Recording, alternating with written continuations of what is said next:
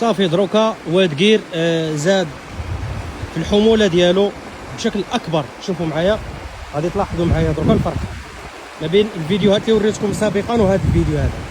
شوفوا قداش ولا، شوف الى فين راه يطلع، بدا كيدخل هنايا. صافي القوه تبارك الله، اللهم بارك. القوه ما شاء الله. هذه حموله واد بالجنوب الشرقي، وللاشاره فهو من اكبر الوديان اللي اظن ليس فقط بالمغرب وانما بكل افريقيا.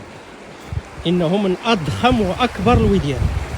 اللي ما شافوش مباشره ما غادي يقول ما كبيرش، ولكن اللي شافوا نيشان مباشره غادي يتاكد بان الكلام اللي كنقولوا حقيقي 100%. من اكبر الوديان انه واد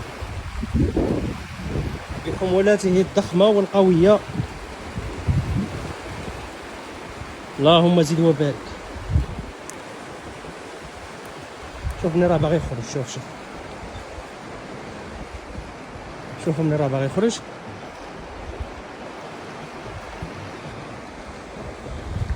شوف هاد البلاصه هادي، شوف مني راه باغي يخرج.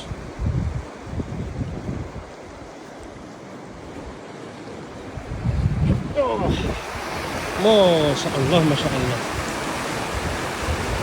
قمة الروعة والجمال.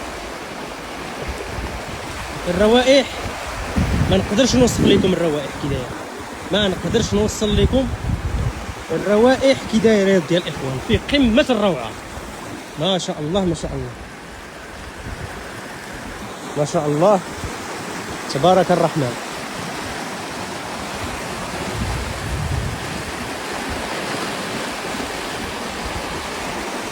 دركا غادي يكون وصل لبشار، هذا غادي يكون دخل بشار من البارح في الليل، لانه من البارح في العشيه وريتو لكم انايا.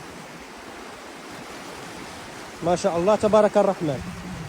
هذا واد قير لليوم الجمعه 27 مارس 2026.